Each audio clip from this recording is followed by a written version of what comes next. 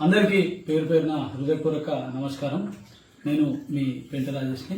ఈ వీడియో ద్వారా కొంత సమాచారాన్ని మీతో పంచుకోవాలని ఈ సందర్భంగా మీ ముందుకు రావడం జరుగుతుంది. కొంచెం వీడియో లెంగ్త్గా ఉన్నా తప్పకుండా అందరూ చూడాలని సందర్భంగా కోరుకుంటూ, ఏదైతే కాంగ్రెస్ ప్రభుత్వం ఇచ్చిన 42% రిజర్వేషన్ను మంత్రివర్గంలో తీర్మానం చేసిన దాన్ని ఆర్డినెన్స్ ద్వారా రేపు రాబోయే స్థానిక సంస్థల ఎన్నికల్లో బీసీలకు 42% రిజర్వేషన్ ఇవ్వాలని ఒక ఆలోచనతోటి ఈరోజు కాంగ్రెస్ పార్టీ చేసిన మన మంత్రివర్గ తీర్మానాన్ని తెలంగాణ జాగృతి తరఫున ఆహ్వానించి, ఏదైతే కేంద్ర ప్రభుత్వం ద్వారా బిల్లు తీసుకురావాల్సిన ఆవశ్యకత ఉన్నప్పటికీ మరి దానికి సమయం పట్టే కాలం ఉంది కాబట్టి మరి రేపటి రోజుల్నే కోర్టులు సమయం పెట్టింది. సెప్టెంబర్ లోపలనే ఎన్నికలు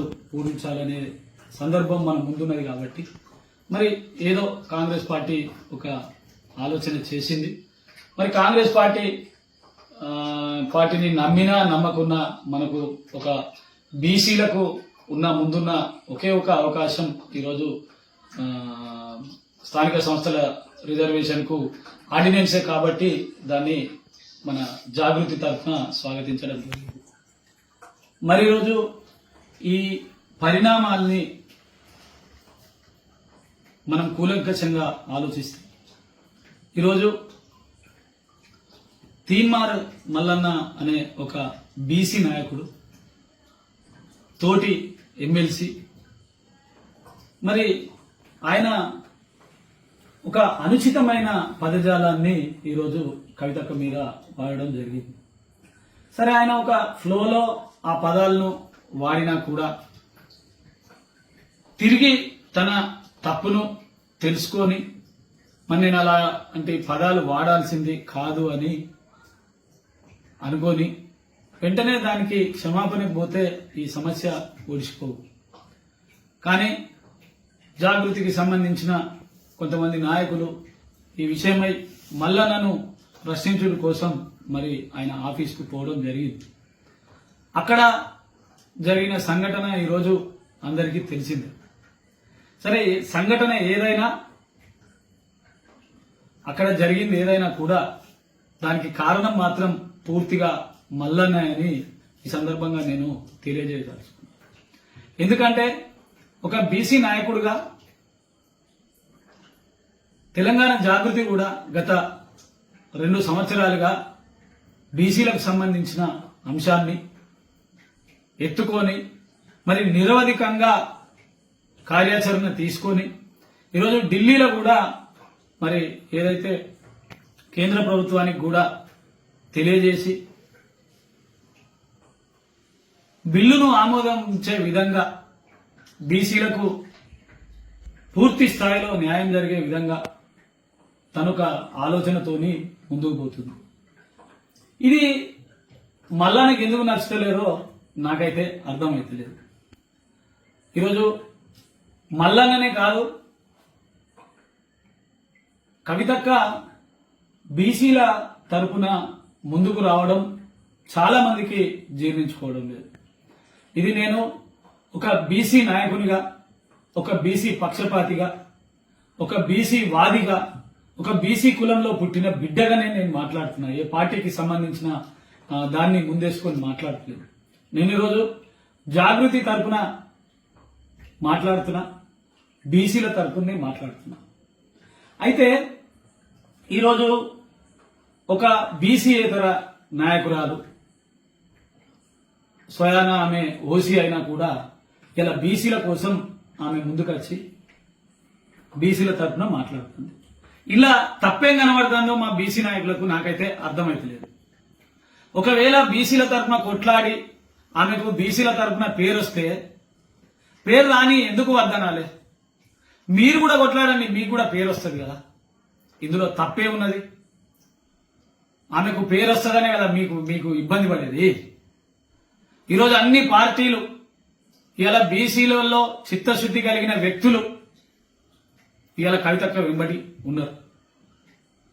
జాగృతి నాయకత్వం చేసి బీసీల తరపున పోరాటం ముందు పెట్టిన తర్వాత అన్నలారా ఒక 70 కుల సంఘాలు తమ 70కి పైగా కుల సంఘాలు చిన్న చితిక కుల సంఘాలు తమకు సంబంధించిన లిటరేట్లతోటి వాళ్ళ కుల సంఘాలతోటి వాళ్ళు వచ్చి జాగృతి పక్షాన నిలబడి పూలే యునైటెడ్ ఫ్రంట్ పక్షాన నిలబడి ముందుకు పోరాడుతున్నారు.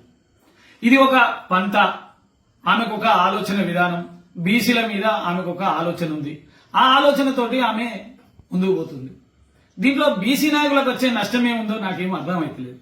ఇలా ఒక ఓసీలు ఇలా ఆమె కులానికి సంబంధించిన వ్యక్తులు కూడా ఇలా ఆమెను చాలా మాటలు అంటున్నారు. ఎందుకంటే ఈమె బీసీల ముందు పెట్టుకొని ఈ కార్యాచరణ తీసుకోవడం స్వతహాగా ఆమె కులస్తులకే నచ్చలేదు. ఆమె కులస్తులకు నచ్చలేకపోతే ఒక అర్థం ఉంది, ఓసీలకు నచ్చకపోతే ఒక అర్థం ఉంది. కానీ బీసీ సంఘ నాయకులకు ఎందుకు నచ్చలేదో నాకైతే అర్థం కావడం లేదు. ఆమె ఏదైనా ఒక కార్యాచరణ తీసుకొని రాగానే ముందుగా వచ్చి అందరూ కవితక్కనే విమర్శిస్తున్నారు. ఇలా కాంగ్రెస్ పార్టీ ఒక నిర్ణయం తీసుకున్నది. ఆ నిర్ణయం మీద జాగృతికి సంబంధించిన అభిప్రాయాన్ని వ్యక్తం చేసినాం. మీరు మీకు సంబంధించిన దాన్ని వ్యక్తం చేయాలి. ఇలా కొద్దిమంది ఏమంటారు, మోసం అంటారు, కొద్దిమంది ఏమంటారు కాంగ్రెస్ పార్టీని ఇంకోది అంటున్నారు. అలా మేము ఏమడుగుతున్నాం, ఈ బీసీలకు సంబంధించినంత వరకు మీ ఆలోచన విధానం ఏంది, మీ పార్టీకి సంబంధించిన ఆలోచన విధానం ఏంది? ఇలా మాజీ ఎమ్మెల్యేలు మాజీ మంత్రులు ఓ పొడుగుత ప్రెస్ మీట్లు పెడుతున్నారు. ఏం మాట్లాడుతున్నారు? ఈ బీసీలకు సంబంధించిన వ్యవహారం మాట్లాడుతున్నారు. ఆర్డినెన్స్ రేపు చట్టపరంగా నిలబడదు కావచ్చు. అంటే మీరు ఏం చెప్తారు మరి? ఆర్డినెన్స్ చట్టపరంగా నిలబడదు, ఎవడన్నా పోయి కేసులు పెట్టమని చెప్తారా మీరు? నిలబడదు, అది అందరికీ తెలిసిన విషయమే. కానీ సమీపంలో ఎలక్షన్లు ఉన్నాయి. ఇంత 42% ఏదో ఒకటి బీసీలకు ఇలా అందుతే అది లేక వచ్చిన అవకాశంగా ఈరోజు బీసీ వర్గాలు బీసీ సంఘాలన్నీ కూడా ఎదురు చూస్తున్న సందర్భం. ఇవాళ ఏమంటారు, కాంగ్రెస్ పార్టీ అందరినీ తీసుకొని ఢిల్లీకి పోవాలి అనేది కొంతమంది వాదన. అరే కాంగ్రెస్ పార్టీ ఢిల్లీకి తీసుకుపోకపోతే మీ దగ్గర పైసలు లేవా? మేము 4 ఇళ్ళు అడగచ్చైనా ఇస్తాం, మీరెందుకు పోరు? మీ పార్టీకి కానీ మన పార్టీకి కానీ లేకపోతే ఇతర మన తెలంగాణ రాష్ట్రంలో ఉన్న ఇతర పార్టీలకు ఒక బీసీల మీద ఒక అవగాహన లేదా, ఒక సిద్ధాంతం లేదా, ఒక ఆలోచన లేదా? ఆ ఆలోచన విధానాన్ని కానీ ఆ సిద్ధాంతాన్ని కానీ ఎందుకు మీరు ఈరోజు తెలియజేయట్లేదు? ఇలా మాట మాటకు కవితక్క ఏదైతే ఒకదాన్ని ముందేసుకొని చేసిందో దాన్ని వ్యతిరేకించినట్టు మాట్లాడు, లేకపోతే ఇలా కేంద్ర ప్రభుత్వానికి సంబంధించిన ఇక్కడ మంత్రులు ఉన్నారు, ఆ పార్టీకి సంబంధించిన ఎమ్మెల్యేలు ఉన్నారు, మరి వాళ్ళు ఎందుకు పోతలేరు? దీనికి 9th షెడ్యూల్లో పెట్టాలని అందరికీ తెలిసిన విషయమే. 9th షెడ్యూల్లో పెట్టి ఈ నిర్ణయాన్ని తీసుకున్నట్టు అయిందంటే రేపు శాశ్వతంగా బీసీలకు రిజర్వేషన్ దొరుకుతుంది. మరి దీనికి కార్యాచరణ ఎవరు చేయాలి? కవితక్క చేస్తారా? ఈ కార్యాచరణ చేయాల్సిన పార్టీ ఉన్నది కదా ఈ ఊర్లో. ఆ పార్టీకి సంబంధించిన ఎమ్మెల్యేలు మాట్లాడరు, ఆ పార్టీకి సంబంధించిన నాయకులు మాట్లాడరు, ఆ పార్టీకి సంబంధించిన మంత్రులు మాట్లాడరు, వాళ్ళని ఎవరు విమర్శిస్తలేరు. ఇలా మల్లన్న గాని బీసీ నాయకులు గాని ఇలా పార్టీలను ఇలా తెలంగాణలో ఉన్న ఈ పార్టీలను విమర్శించాలి, ఆ పార్టీలకు సంబంధించిన సిద్ధాంతాన్ని అడగాలి, బీసీల పట్ల మీకున్న వైఖరి ఏందనేది అడగాలి. ఇవన్నీ మర్చిపోయి ఏదైతే ఒక అలుసుగా దొరికిందని ఇలా కవితక్క మీద పడి ఇబ్బంది పెడుతున్నారు. అనలారా అసలు మీకేమి దీని మీద పొరుగుతుందో నాకైతే అర్థమైతే లేదు. బీసీలకు మన 42% రిజర్వేషన్ కోసం ఇలా కాంగ్రెస్ పార్టీ లంగపాటు దొంగపాటు అది ఒక నిర్ణయం తీసుకుంది. అరే మీరేం తీసుకుంటారు అనేది ఇలా ఉండద్దా? ఇలా అధిష్టానం కోసం, ఇలా అధిష్టానం మెప్పు కోసం కొద్దిమంది ఏం మాట్లాడతారు, వాళ్ళ అభిమానాన్ని చంపుకుంటారు. ఇది పద్ధతి కాదు. ఇలా రాజకీయాలల్లా ఉంటాం, రేపు ఉండం. ఒక కీలకమైన అంశం ఈరోజు చర్చకు వచ్చింది. బీసీల విషయంలో ఒక మంచి సందర్భం ఈరోజు మన ముందున్నది. ఇలా తీన్మార్ మల్లన్న కూడా బీసీల కోసం కొట్లాడుతాడు. అరే ఆయన కొట్లాడుకునేది ఆయన కొట్లాడుతాడు, ఆయన ఎవరు కూడా ఆయనను విమర్శిస్తలేరు కదా. ఈరోజు జాగృతి పక్షాన గాని కవితక్క పక్షాన గాని ఏ ఒక్క వ్యక్తి కూడా ఆయనను ఒక రోజు పల్లెత్తు మాటలేదు. మరి ఎందుకు ఆయనకు జాగృతి అంటే గాని కవితక్క అంటే గాని ఇంత అక్కసు? ఏం తప్పు చేస్తున్నామని మల్లన్న మా మీద కావాలి? ఎందుకు జాగృతికి సంబంధించిన వాళ్ళు కానోళ్ళు, మన బీసీలకు కానోళ్ళు బీసీల తరఫున మాట్లాడితే తప్ప వచ్చే నష్టమైంది? నేను ఈ సందర్భంగా నేరుగా అడుగుతున్నా, బీసీ నాయకులారా, బీసీ ఎమ్మెల్యేలారా, బీసీ మంత్రులారా, మాజీ మంత్రులారా, మాజీ ఎమ్మెల్యేలారా, మీ అభిమానాన్ని ఎందుకు చంపుకుంటారు? ఇలా అధిష్టానం ఏదైనా చెప్తుంది, దానికి తోగాడించుడు ఎందుకు? మీకంటూ ఒక అభిమానం లేదా, అభిప్రాయం లేదా? అరే పార్టీకి ఇలా ఒక పార్టీలకు అభిప్రాయం ఉందా? ఎక్కడైనా కనిపిస్తుందా? ఎక్కడైనా వెల్లడిస్తున్నారా? మరి అదేమీ లేదు. ఈరోజు మేము అడిగినాం కవితక్కను, ఆ రోజు పార్టీల మన బీసీ ఉద్యమం తీసుకున్న రోజే అడిగినాం, అక్క మరి పరిస్థితిలో ఏముంటది, మేము ఒక బీసీ నాయకులం మేమేంటో వస్తున్నాం అంటే, అన్న కాడి దించేది లేదు, చావో రేవో చివరి వరకు కొట్లాడతా నేను, మీ గురించి దాని గురించి మీరు ఆలోచించాల్సిన అవసరం లేదంటేనే ఇలా బీసీ నాయకులం మేము కవితక్క వెంట నడుస్తున్నాం. తప్పేముందే? రేపు నువ్వు కొద్ది మందిని తీసుకొని పని చేసుకోండి ఎవరైనా. ఇప్పుడు ఎవరినైనా ఇప్పుడు మేమే నాయకత్వం చేస్తాము, మేమే ఈ బీసీల గురించి కొట్లాడతాం, మీరు ఎవ్వరు కొట్లాడకుండా ఇట్లా అంటుందా? ఈరోజు బీసీ బిల్లు ఆమోదం పొందాలని ప్రతి పార్టీకి సంబంధించిన నాయకులు జరిగింది. ఇలా బీసీల తరఫున ఆర్ కృష్ణ కంటే పెద్ద నాయకుడు ఉన్నాడా ఈ ఊళ్ళో ఎవరన్నా, ఈ రాష్ట్రంలో ఎవరన్నా ఉన్నారా? మరి ఆర్ కృష్ణ కూడా పోయి కాంగ్రెస్ పార్టీ తీసుకున్న నిర్ణయాన్ని స్వాగతించిండు. నేను మిమ్మల్ని అడుగుతాను, అసలు మీ ఉద్దేశం ఏంది? కాంగ్రెస్ పార్టీ మోసం చేస్తుంది, మరి నువ్వేం చేస్తావని అడుగుతున్నా నేను. ఈరోజు బీసీ నాయకులు మాట్లాడే ప్రతి ఒక్క నాయకునికి నేను అడుగుతున్నా, మీరంతా ఏం చేస్తున్నారు? వాళ్ళు మోసం చేస్తున్నారు, నువ్వేం న్యాయం చేస్తున్నావు? ఏ ఒక్కడన్నా ఊళ్ళకెళ్ళి కదిలిండా? ఒక్కడన్నా బయటకెళ్ళి మాట్లాడుతున్నారా? పాపం ఒక ఆడబిడ్డ ప్రతిరోజు కొంగు నడుము చుట్టి ప్రతి ఊరు తిరిగింది, ప్రతి జిల్లాలో రౌండ్ టేబుల్ సమావేశం ఏర్పాటు చేసింది, ప్రతి కులానికి సంబంధించిన వ్యక్తులను అడిగింది, ఏం చేస్తే బాగుంటది, ఎట్లా చేస్తే బాగుంటది అని. ఈరోజు జిల్లా స్థాయిలో మీటింగ్లు అయినాయి, మన రాష్ట్ర స్థాయిలో మీటింగ్లు అయినాయి, ఇందిరా పార్క్ వేదికగా ధర్నాలు అయినాయి. మరి ఇలా కాంగ్రెస్ పార్టీ అనివార్యమైన పరిస్థితిని ఈరోజు తీసుకురావడంలో జాగృతి కొంతవరకు ముందడుగు వేసింది. మరి దీనికి వచ్చిన నొప్పి ఏంది? మీకు వచ్చిన ఇబ్బంది ఏంది? ఎందుకు ఇలా బీసీలే ఆమె మీద తిరగబడుతున్నారు? మీకు ఏమి ఒక మనోభావాలు మీకు లేవా? ఇలా అధిష్టానం మెప్పు కోసం రేపు పార్టీ టిక్కెట్లు ఇస్తుందో ఇయ్యదో అనే ఉద్దేశంతోనే కదా మీ ఆలోచన. ఇలా మాట్లాడిన ఏ నాయకుడైనా కూడా ఒకసారి తిరిగి ఆలోచించుకోండి.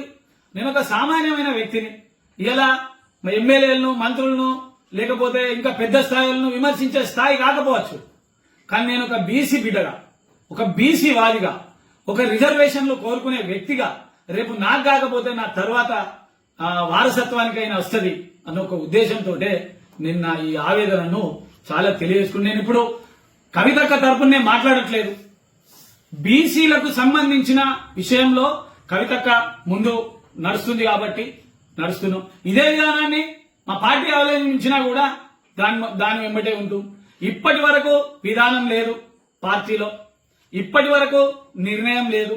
ఏదో సందర్భం వచ్చినప్పుడు కొద్దిమంది నాయకులు వచ్చుడు, ఏదో విమర్శ చేసుడు. మరి ఎందుకు పోతలేరు ఢిల్లీకి? ఇలా మన పార్టీ వాళ్ళు ఎందుకు ఢిల్లీకి పోతలేరు? ఢిల్లీకి పోయి మరి ఇదే బీసీకి సంబంధించిన బిల్లును ఇలా కాంగ్రెస్ పార్టీ ఏం చేసింది? ఢిల్లీకి పంపింది. కాంగ్రెస్ పార్టీ తీసుకపోతేనే నువ్వు ఢిల్లీకి పోవాలన్నా? లేకపోతే నువ్వు పోవా? బీసీల మీద నీకు ఆలోచన లేదా? లేదంటే 42% రిజర్వేషన్ ఇలా కాదు, మన పార్టీకి ఆలోచన ఉంది. 42 కాకపోతే మేము 50 ఇస్తామా, 60 ఇస్తామో, మనకున్నంత వరకు ఇస్తామని ఒకళ్ళని ఎవరన్నా మాట్లాడుతున్నారా? ఇలా పార్టీకి సంబంధించిన నాయకులు ఇలా అనేక విషయాల మీద మొత్తం నెత్తి నోరు కొట్టుకుంటారు, పవర్ పాయింట్ ప్రెజెంటేషన్లు ఇస్తున్నారు, మళ్ళా గల్లీ నుంచి ఢిల్లీ దాకా మాట్లాడతారు. ఒక్క నాయకుడు కూడా కనీసం ఒక అది నాయకుడు కూడా మరి బీసీల గురించి మాట్లాడుతున్నాడు. బీసీ నాయకులారా, మీకు అడిగే హక్కు లేదా? రేపు రిజర్వేషన్ వస్తే ఒక కాంగ్రెస్ పార్టీకి వస్తుందా, లేకపోతే ఇంకో పార్టీకి వస్తుందా? మనందరికీ రాదా? ఆ అవకాశాన్ని మనం అందరం అడగాల్సిన అవకాశం లేదా? ఇలా ఒక ఆడపిల్ల వచ్చి కనీసం రోడ్డు మీద పడి ఆమె ఇన్ని గొడవలు పడి ఇన్ని మాటలు పడరాని మాటలు పడి ఇలా అంటే ఒక్కరు కూడా మాట్లాడతలేరు. మీకేమైనా ఇది ధర్మమేనా? ఇలా ఒక బీసీలకు సంబంధించిన వాళ్ళు ఇన్నేసి మాటలు అంటున్నారు. అయినా కూడా గుండె ధైర్యంతో ఆ అక్క, ఆ ఆడబిడ్డ మనందరి కోసం ఇలా ముందుకు వస్తుంది. ఇలా అవాకులు చెవాకులు మాట్లాడేటోళ్ళు దయచేసి అర్థం చేసుకోవాలి. ఎందుకంటే మాటలు ఎవరికైనా వస్తాయి. ఇలా 3వ తరగతి చదువుకున్నోనికి కూడా బూతులు వస్తాయి. ఎట్లా పడితే అట్లా మాట్లాడు సంస్కారమే అనుకున్నట్టు అయిందంటే మరి ఎవరైనా మాట్లాడచ్చు. ఈరోజు ఒక పద్ధతిని, ఒక సంస్కారాన్ని మనము కవితక్క దగ్గర నేర్చుకోవచ్చు. మరి ఇంత తీవ్రంగా కూడా ఆమెను అవమానించినా కూడా ఆమె చాలా నిగ్రహంతో ఆమె ఉంటుంది. ఈరోజు తప్పకుండా, ఎందుకంటే ఒక బీసీల పక్షాన ముందుకొచ్చి కొట్లాడుతున్న ఒక ఆడబిడ్డను ఈ విధంగా తులనాడుడు, అవమానించుడు, ఇది ఒక బీసీ నాయకునిగా మల్లన్న నీకు కూడా ధర్మం కాదు. ఒక మల్లన్నకే కాదు, ఈ సందర్భంగా నేను ప్రతి బీసీ నాయకునికి చెప్తా ఉన్నా, మీరు ఈరోజు బీసీల నాయకులుగా చెలామణైతూ బీసీల తరపున ఈరోజు నాయకులు అయ్యి రాజకీయ నాయకులుగా, ప్రజాప్రతినిధులుగా, ఎమ్మెల్యేలుగా, మంత్రులుగా గెలిచిన వాళ్ళు ఇలా బీసీల వాటాల మీరు పదవులు పొందిన వాళ్ళు ఇలా మాట్లాడకపోతే మీరు జాతికి ద్రోహం చేసినట్టు. ఇలా పోరాటం చేస్తున్న వారిని స్వాగతించకపోతే, పోరాటం చేసిన వాళ్లకు మద్దతు తెలియజేయకపోతే కూడా మీరు ఈరోజు జాతికి మోసం చేసిన వాళ్ళు అయితే తప్ప మీరు జాతికి సంబంధించిన వాళ్ళు ఎట్టి పరిస్థితుల్లో కాదు. మాట్లాడేటోళ్ళు మాట్లాడి మేమేం కాదంటలేం, చేసే పని చేసుకుంటూ పోతాం. కానీ ఇలా ప్రతి వారికి అభిమానం ఉంటది, ఒక ఆత్మాభిమానం ఉంటది. మాటలు పడడానికి కూడా ఒక హద్దు ఉంటది. ఈరోజు హద్దు దాటి పద్ధతి మీరి ఎవరైనా మాట్లాడితే తప్పకుండా ఖబర్దార్, వాళ్ళకు మాత్రం తగిన బుద్ధి తెలంగాణ జాగృతి చెప్తుంది. ఎందుకంటే ఇది ఏదో రాజకీయాల కోసమో, ఇదేదో పదవుల కోసమో, ఇదెవరికో ఎవరో పట్టానికో ఇది చేయట్లేదు. ఇది ఒక జాతి కోసం, ఒక వర్గం కోసం, భావితరాల భవిష్యత్తు కోసమే పోరాటం చేస్తున్నాం తప్ప మేము ఎవరికి ఒక వ్యక్తికి సంబంధించిన విషయం కాదు. ఇందులో కవితక్క ముందుండి నడుస్తుంది, మేమందరం నడుస్తున్నాం, అదే విధంగా ముందుకు పోతున్నాం. మరోసారి బీసీ నాయకులకు చెప్తున్నా, మీరు ఇవాళ కవితక్కను ఏ రోజు ఒక మాటనా కూడా అందరినీ తప్పకుండా మీకు తప్పకుండా బుద్ధి చెప్పడం జరుగుతుంది. ఎందుకంటే మీరేదైనా చేస్తే చేయండి, బీసీల కోసం మీరేదైనా పోరాటం చేస్తే చేయండి, మీరు చేయకపోతే ఇంట్లో పండుకోండి. అంతేగాని అది ఇది మాట్లాడితే మాత్రం ఇక్కడ ఎవరిని కూడా ఊగునేది లేదు. మళ్ళా నువ్వు కూడా చాలా విషయాల్లో బీసీలకు సంబంధించిన చైతన్యం తీసుకొస్తున్నావు. చాలా సందర్భాల్లో మేము కూడా మాట్లాడుకున్నాం, కవితక్కతో మాట్లాడినప్పుడు కూడా అక్క కూడా మీ విషయంలో ఒక పాజిటివ్ గా ఆ అన్న కూడా కొన్ని వర్గాల్ని చైతన్యం చేస్తాడు అనే ఒక పాజిటివ్ దృక్పథం ఉండే. అన్న నువ్వు రేపు తోపు అవుతావు కావచ్చు, అయితేగా బీసీల నాయకత్వం అయితే నువ్వే నాయకుడు అవుతావో, నేనే అవుతానో, ఇంకెవరో మన సొంటోడు అవుతాడు. దీంట్లో కవితక్కైతే వచ్చేది ఏమి ఉండదు కదా. ఆమె అనేక సందర్భాల్లో తను చెప్పింది. ఈరోజు జాగృతి పక్షాన ఒక ఇష్యూని ఆమె ముందుకు తీసుకొని పోయి నేషనల్ వైజ్ ఈ సబ్జెక్ట్ ని ముందుకు తీసుకుపోయి సిన్సియర్ గా మన బీసీల కోసం ఆమె పనిచేస్తుంది. మరి మీకు ఎట్లా అర్థమైతలేదో, అర్థం కాకపోయినా మీ పని మీరు చేసుకోండి, మీ ఆలోచనలు మీరు చేసుకోండి, మీకు సంబంధించిన ఆ కార్యాచరణ మీరు చూసుకోండి. ఎక్కడ కూడా జాగృతి ఏ ఒక్క వ్యక్తిని విమర్శించదు, ఏ ఒక్క వ్యక్తిని అనుకరించదు. మేము బీసీల పక్షాన కొట్లాడతాం, బీసీల పక్షాన నిలబడతాం. తప్పకుండా ఈ బిల్లు అనేది ఆమోదం అయ్యే వరకు తుదికంట మేము పోరాడతామని ఈ సందర్భంగా తెలియజేస్తూ తప్పకుండా ఒకసారి బీసీ నాయకులారా మీరందరూ కూడా ఒకసారి పునరాలోచించుకోండి. ఒక ఆడబిడ్డ ముందుకొచ్చి మన అందరి కోసం కొట్లాడుతుంది. మొగోళ్ళమై మనము ముందుకు రావాల్సింది పోయి ఆ పని చేస్తున్న ఆమెను మరి అవమానించడం కానీ ఆమెను విమర్శించడం కానీ తప్పని ఈ సందర్భంగా తెలియజేస్తూ మరోసారి అందరికీ పేరు పేరున హృదయపూర్వక ధన్యవాదాలు తెలియజేసుకుంటూ జై జాగృతి, జై బీసీ, జై కవితక్క.